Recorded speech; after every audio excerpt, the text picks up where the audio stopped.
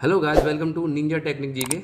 तो आज हम सेंसर सभ्यता की प्रमुख स्थलों के बारे में ट्रिक के माध्यम से इनको याद करेंगे और वे कौन सी नदी के किनारे हैं। चलिए, तो सबसे पहले देखिए हड़प्पा जो स्थल है वो किस नदी किनारे, वो रावी की नदी किनारे। कौन सी नदी किनारे? रावी नदी के किनारे। तो याद रखिए, रावण, रवि से रावण, रावण सब कुछ हड़प गया। रावण क्या हड़प कर ले गया? सब कुछ हड़प गया। अब दूसरा देखिए, दूसरा क्या है? मोहनजोदड़ो, चनहूदड़ो और कूद कोट दीजी। तो आप ऐसे याद रखें, मोहन ने चुन्नी और कोट, मोहन ने चुन्नी और कोट किसको दी? साधु को दी। मोहन ने चुन्नी और कोट किसको दी? साधु को दी। सिंधु सभ्यता, सिंधु घाटी, सिंधु नदी। तो सिंधु नदी हमारी ये ऐसे यहाँ से बहती है, मान यहाँ से चलिए, और यहाँ से होते हुए अरब सागर में गिरती है। यहाँ पाकिस्तान है, चलिए ये ऐसे। तो देखिए अब कालीबंगन, कालीबंगन से याद रखिए, कालीबंगन से याद रखिए क्या? घग्गर। कौन सी नदी के किनारे? घग्गर। तो ऐसे याद रखिए, काले बैगन कहाँ बनाए? घर में। बैगन घर पे ही तो बनते हैं, और क्या बनेगा? काले बैगन बने घर में। अब देखिए अगला है, तो कालीबंगन का इसका अर्थ क्या होता है? कालीबंगन का मतलब होता है काले रंग की चूड़ियाँ। ठीक है, चलिए आगे देखिए, रंगपुर, रंगपुर। अब ये क्या? मादर, मादर को याद रखिए, मदारी, मदारी ने क्या किया? मदारी ने क्या जमा दिया? रंग जमा दिया। मदारी ने क्या कर दिया? रंग जमा दिया।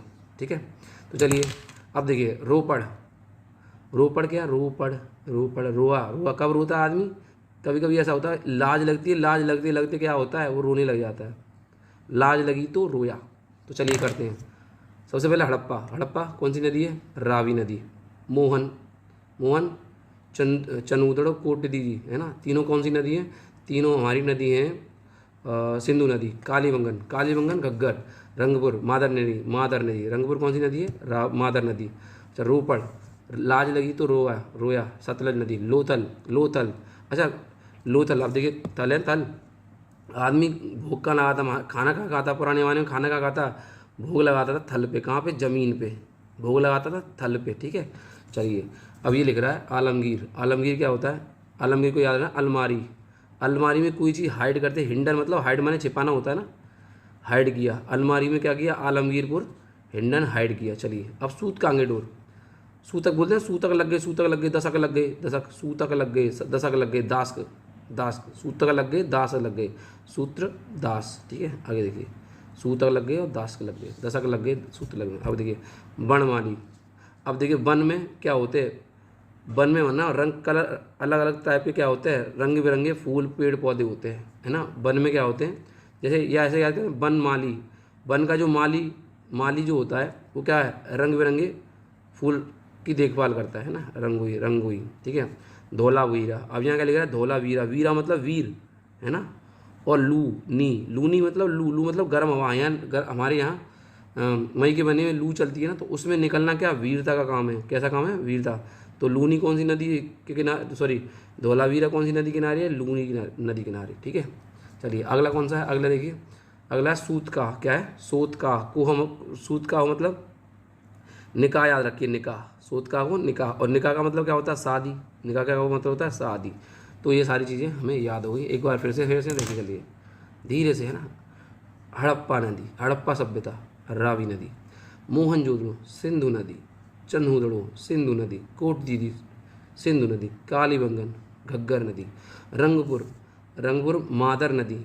रोपण, रोपण लाज लगी तो रोया, सतलज।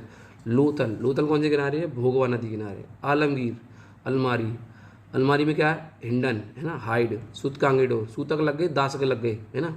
अच्छा, बनमाली, बनमाली क्या होता है? रंगोई, बन, है ना? आगे देखिए, धोलावीरा, वीर कहाँ निकलते हैं? लू में, लूनी, सोत का, है ना, शादी कौर। ये हमारा ख़त्म हो चुका है। तो हमारी जो मेन जो, जैसे हड़प्पा और जो मोहनजोदड़ो हैं वो कहाँ मिलते हैं? पाकिस्तान मिलते हैं।